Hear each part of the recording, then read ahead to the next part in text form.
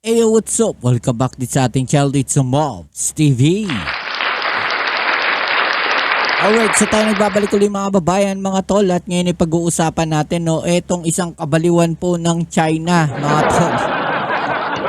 Okay, so ang video na ating pag-uusapan natin galing po dito sa channel ni kapatid ni John Reps. Shoutout sa iyo, tol.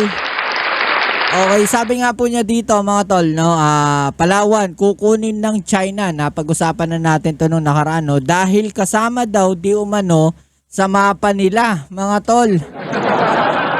Grabe. Ganyang kabaliw, no, etong China. Hindi kaya nahuhumaling lang ang China sa Pilipinas. Baka nai-inlove na sila. No, sa sobrang in love ng China sa Pilipinas, talaga namang ayaw na niya itong pakawalan. No? Ano sa palagay ninyo? I-comment down sa ibaba ang inyong mga opinion at atin yung pag-uusapan mamaya, mga tol. Alright? Pero syempre, bago ang lahat, inaanyayahan ko po kayong pa-subscribe ang ating channel. Okay, so medyo na-check lang tayo saglit. Alright, so yan, maraming salamat at shoutout sa mga bago natin subscribers dyan.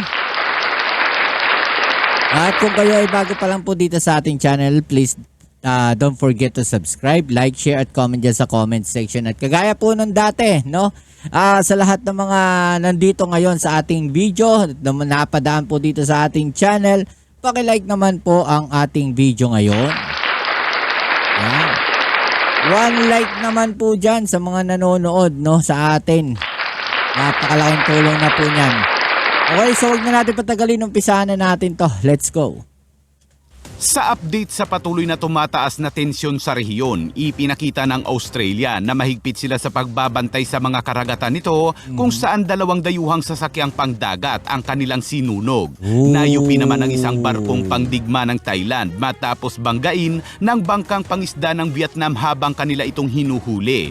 At ito na mga kabayan, matapos kunin ng China ang ating mga bahura, hinaras ang ating mga mangingisda, Coast Guard at Navy. Ngayon naman ay gusto nitong angkinin ang Palawan. Yun na nga, ano. Mamaya, no, pag-usapan natin kasi marami ako nabasa tungkol dito, mga tol. At actually, napasadahan natin ito noong nakaraan. Siguro, iano ko na lang yung link dyan sa ibaba para mapanood nyo rin sa mga hindi pa nakakapanood. Pero mamaya, i-discuss natin kasi habang katagalan, may mga nababasa akong mga balita tungkol dito. At talagang nakakatawa yung ginagawa ng China. Isa daw Zinghe Island ng Ming Dynasty, kaya't para malaman ang buong detalye ay tumutok at makinig na mabuti. Dahil sa lumalawak na puwersang pandagat ng China kung saan naglayag kamakailan ang mga warship nito sa Tasman Sea, ang Australia ay ipinakita ang kanilang mahigpit na pagbabantay sa mga dayuhang barko na nais pumasok sa kanilang teritoryo. Yun na nga, di ba, pumasok sa teritoryo ng Australia, no, dyan po sa Tasman Sea. No, nagsagawa sila ng kanilang fire drill doon sa location na yon, mga tol. Pero umalis din agad nung dumating yung mga barko po ng Australia. Okay, pero bumalik din naman, mga to. Sira, loko talaga no? Umalis, tapos bumalik din. Ang masaklap nun, mga tol, ayon sa report, no? Pagbalik, pumasok pa lalo dun sa EEZ ng Australia. Parang nanadya pa lalo. Di ba marunong mag-navigate itong mga barko na to ng China? Sa tingin ninyo, kasi imagine ninyo, no? Kung saan sila napupunta, naliligaw sila, baka hindi marunong mag-navigate. Diba? Kasi kung ikaw, marunong ka mag-navigate, alam mo kung saan ka pupunta. May navigation yan Diba? At the same time, kung alam mo hindi na ninyo teritoryo yan, bakit dyan kayo magpa-fire drill? Hindi kaya inuutusan kayo na mas nakakataas sa inyo na pumunta kayo sa Tasman, no, sa pagitan ng Australia at New Zealand, doon kayo mag-fire drill. Posibleng ganon, di ba? Pero isipin ninyo, hindi na nila teritoryo yun Ang layo na. So posible kasi na may binabalak tong mga to, may iniisip tong mga to. Tinetesting nila kung magre-react yung mga barko na yon. Yung mga bansa rin na yon, tinetesting nila kung matitrace sila. Posibleng ganon. Tinetesting nila, no? O sinusubukan nila kung anong gagawin itong mga bansa na to ng Australia, na New Zealand. Nagalit na nga yung New Zealand sa kanila. 'Di ba? Bakit daw hindi sila nagsabi ng maayos na magsasagawa sila ng fire drill doon? Nagsalita na yung ng New Zealand. 'Di ba? Nagalit anong dahilan ng China? Meron kasi tayong parang kasunduan. So yun na naman yung kanilang pinanananggalang, yung kasunduan ng New Zealand. Ang problema, nandun kayo, no, sa pagitan ng Australia at New Zealand. Okay? So yung Australia, nabulabog ninyo. Yung New Zealand, nabulabog ninyo. Ang mas malala doon, nabulabog ninyo yung mga dumadaan sa ruta na yon, yung eroplano, yung mga barko. Okay? At yung nag-report na meron nga nangyayaring fire drill. Antakin ninyo yun. Loko talaga tong mga insekto na to Saan 2 dayuhang sasakyang pangisda ang hinarang ng Australian Border Forces. Ang nasabing 2 bangkang pangisda na naharang ay napag-alamang mga Indonesian pala, pero dahil sa kanilang illegal na pagpasok ay hinuli ang mga ito. Kinumpiska ang nahuling nasa 1,200 kilo na sea cucumber at sinunog ang mga sasakyang pangdagat ng mga ito gaya ng pinapayagan sa ilalim ng batas ng Australia. Ang illegal na pangingisda ay naging problema para sa mga lokal ng Australia sa mahabang panahon. Bukod sa illegal na pangingisda, ay marami ring mga illegal migration o mga gustong tumawid sa Australia para doon manirahan. Palihim na lumilipat ang mga tao sa Australia dahil sa malakas nitong ekonomiya, mataas na kalidad ng buhay, mahusay na sistema ng pangangalagang pangkalusugan, magandang oportunidad sa edukasyon, matatag na political environment, magandang natural na tanawin at reputasyon para sa kaligtasan at seguridad na ginagawa itong isang kaakit-akit na destinasyon para sa mga naghahangad ng mas magandang pang-ekonomiyang prospect at desirable na pamumuhay. Samantala, diba? Ganun yung ginagawa nila. What if ganyan din yung gawin ng gobyerno natin, mga tol? No, yung mga illegal na mangingisda ng China, pasabugin din natin. Diba? Sana magkaroon din ng ganung batas. So, may batas yung Australia na pagka mga illegal yung mga nahuhuli natin, yung mga barko, pinasasabog. No, wag nating itabi. Okay? So, ang gawin nila, pag nahuli natin itong mga mangingisdang insekto na to, pasabugin yung barko nila. Yung mga insekto, i-deport agad sa China. O kaya para madala, ikulong nyo muna. Kulong nyo muna 1 month, no? Diba? Para madala yung mga inayupak na yan. Isang warship naman ng Thailand ang nayupi ang gilid na bahagi matapos itong banggain ng isang bangkang pangisda. Ayon sa opisyal ng Thai Maritime Enforcement ay 10 umanong sasakyang pangisda ang nagsagawa ng mga iligal na operasyong pangingisda sa karagatan ng Thailand. No? Ngunit sa kanilang paghuli, ang iba ay nakatakas umano at ang isa naman ay gumawa ng isang mabilis na maniobra at bumangga sa gilid ng HTMS Tepa ng Thailand Navy na nagdulot ng kaunting pinsala. 4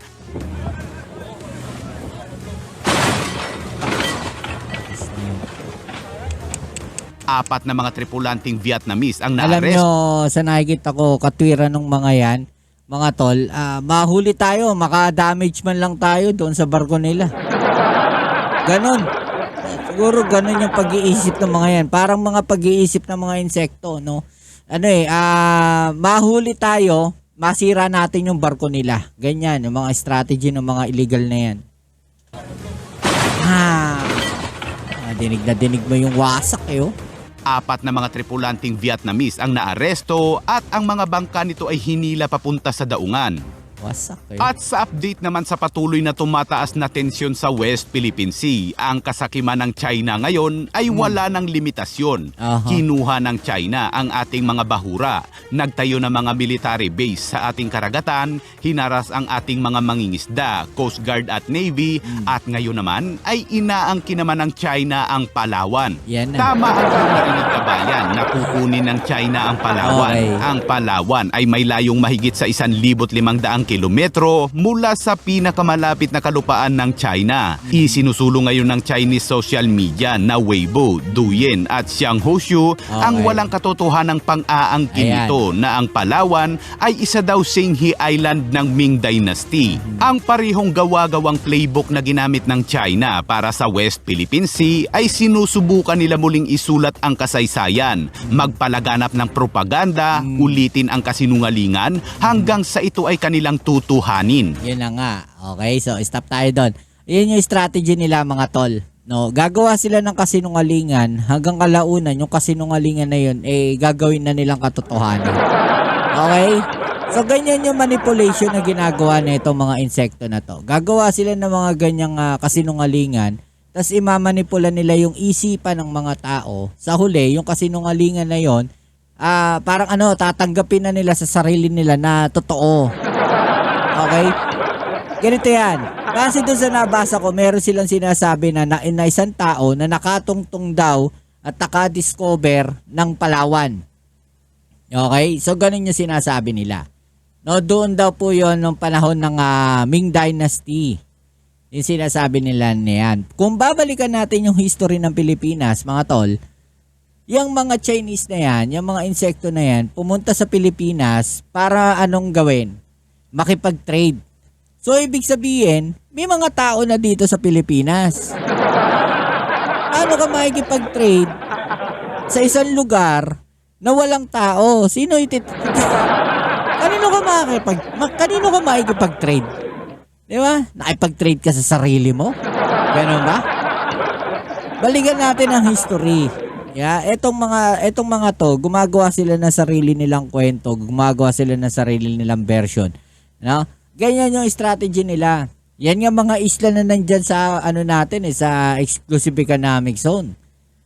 'Di ba? Nung inaangkin na natin, gumawa sila ng kasinungalingan nila. Pati ang 10-dash na yan, kasinungalingan yan eh. Pero dahil nga kasinungalingan nila yan, pinaniwala nila yung sarili nila doon sa sarili nilang kasinungalingan. Kaya naniwala sila, naakala nila totoo na yan. Okay? So ganun yung ginagawa nilang manipulasyon diyan.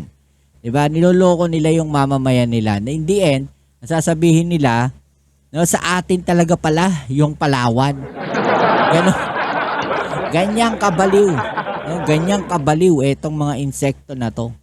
Ang pagtatangka ng China na angkinin ang Palawan ay hindi lamang katawa-tawa. Ito ay isang tahasang pagkilos ng disinformation at kasakiman sa teritoryo. Sino ngayon nagkakalat ng disinformation? Pilipinas ba? Hindi, di ba? China. Pagbaluktot sa kasaysayan, propaganda at peking mga mapa. Kaya pala kamakailan lamang ang mga barkong pangdigma ng China ay naglayag sa loob mismo ng Sulusi. Yun ay upang ikutan pala ang Palawan ayon sa nasabing Chinese website. Ang China ay nagsinungaling, nambubuli at nagnakaw ng mga teritoryo sa loob ng maraming taon mula sa illegal na paggawa ng isla hanggang sa panliligalig sa mga mangingisdang Pilipino.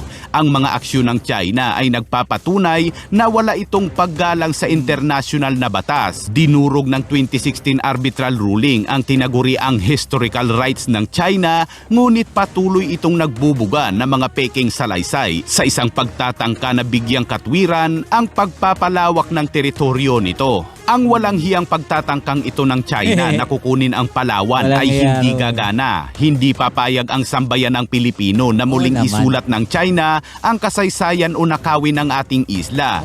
Kung talagang gusto ng China ng kapayapaan, dapat itong umalis sa karagatan ng Pilipinas, itigil ang mga kasinungalingan at igalang ang international na batas sa halip na kumilos na parang desperadong magnanakaw.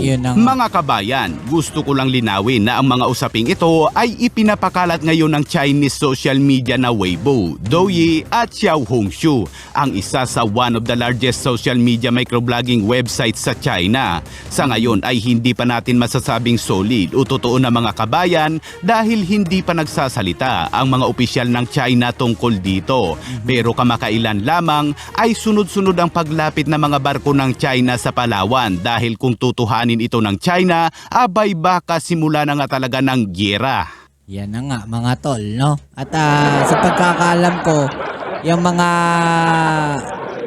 nagpapakalat ng fake news na yan, parang mga state owned or state sponsored, no, ng mga social media account siguro yan. Nagagalit sila pag sinasabi ng Pilipinas na na ganito ganyan diyan sa exclusive economics zone, sabi nila papakalat kayo ng fake news. Ano ba ginagawa nila ngayon? Yung sinasabi natin na ayaw nilang ginagawa sa kanila yung ginagawa nila.